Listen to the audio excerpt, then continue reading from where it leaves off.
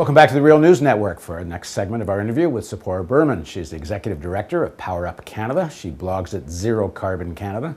Thanks for joining us again. Thanks for having me. So we're talking about days away from Copenhagen, Canadian politics of climate change, and an interesting thing's been happening in Canada, somewhat mirroring some of what happened in the United States, where during the time of the Bush administration, you had states like California way out ahead of the federal government.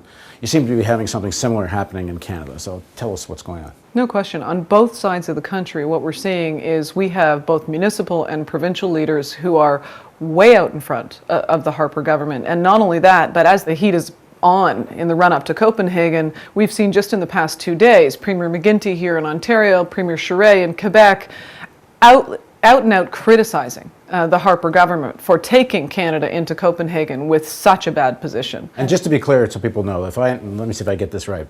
Right now, Canada is on track based on conservative government policy that in 2020, we will get to a 3% reduction of 1990 levels when I think we're supposed to be hitting something like at least 20. Am I in the ballpark here? You're in the ballpark, but I would say there's one thing different in what you said than is what is actually happening. Those are their targets. They will not even meet those weak targets because there is not a single policy in place in this country to reduce carbon and to reduce global warming emissions. At the federal level. At the federal level. And so even these weak targets, which are quite frankly, given that Canada signed Kyoto, embarrassing.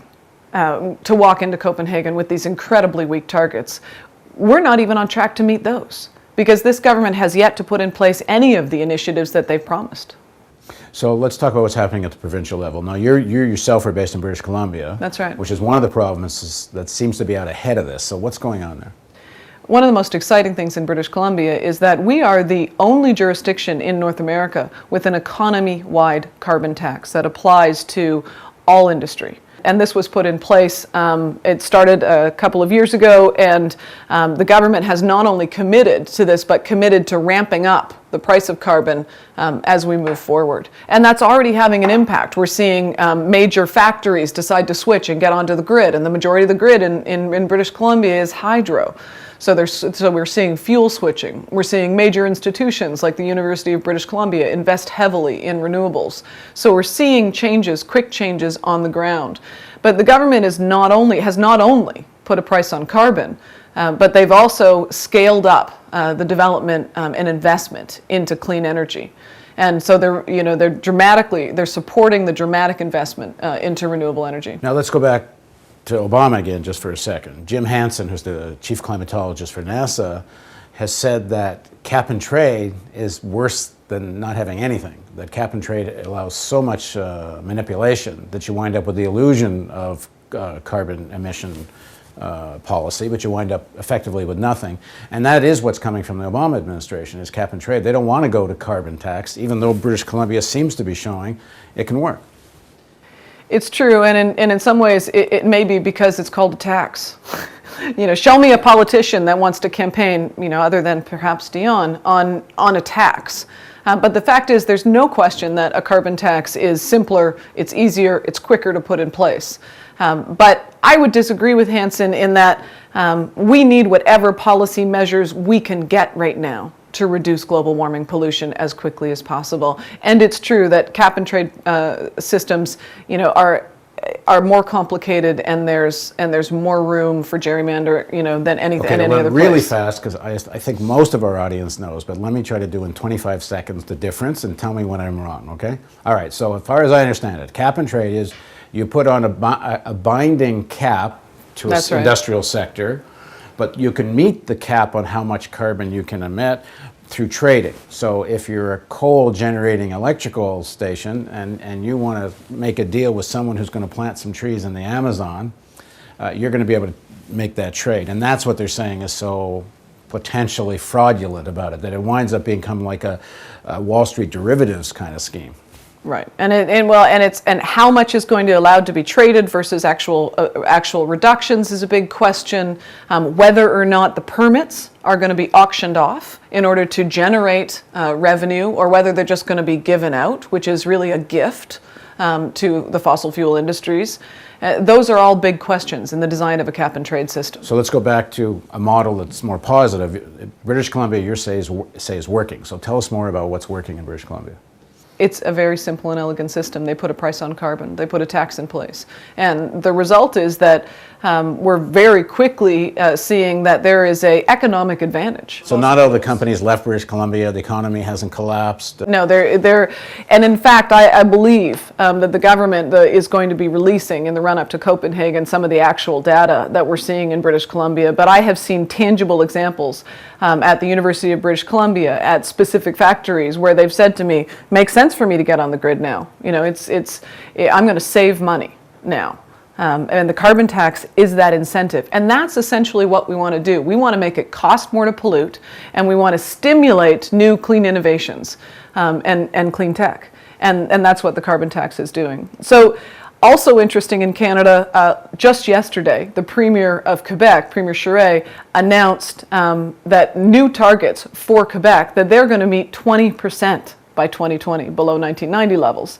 So aggressive targets for emissions reductions. Quebecers should be proud for what the Premier is doing there. And it was a direct challenge to Prime Minister Harper. All right, again, for our American audience who may not know, but the provinces you're talking about are not Saskatchewan and Alberta, where we have most of our oil, most of our coal. No. And not only is also the roots of the Conservative Party, which used to be the Reform Party, and Alberta is sort of their spiritual homeland. So what about tar sands, and how does Canada going to deal with this issue of our biggest natural resource is also our biggest source of pollution? There's no question that for Canada, the tar sands is the big elephant in the room on climate policy. This is the single largest fossil fuel development on Earth. It's the single largest growing source of Canada's global warming pollution. And it's also an enormous hog in terms of using fresh water and destroying biodiversity, some of the most important landscapes of intact forests that are left on the planet.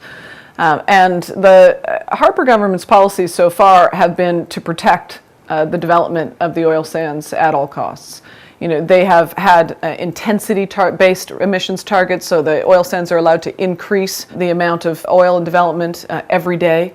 And, you know, 1 barrel of oil from the oil sands produces 3 times as much greenhouse gas emissions as conventional oil. This is dirty oil, and it's being pumped into the United States at incredible rates. You know, Canada is now the single largest exporter of oil to the United States. I was about to turn to our American audience to say this. One of the reasons this matters to you, other than climate change, is Canada is the biggest supplier of oil to the United States.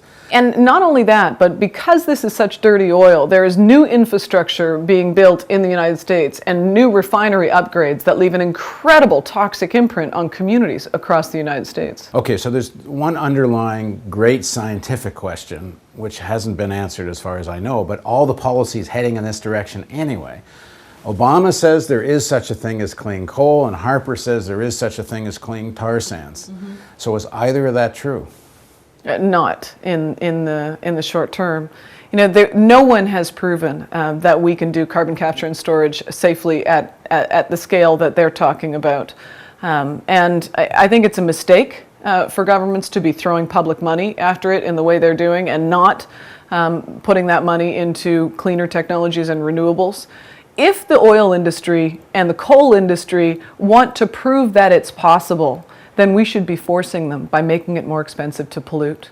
If we really want to escalate that innovation and we want to give them the opportunity to develop those new technologies for the future, then they will do that if they're forced to by how much it costs to pollute. And so again, it's a carbon tax or a cap and trade program in order to make sure that they scale up that innovation. It will become more cost effective for them to do that themselves. But I don't believe that should be where public money is being poured into. And there is no reason to believe that right now it's viable. Where is the science right now on the tar sands? Harper government is, as you say, putting public money into developing the technology of carbon capture.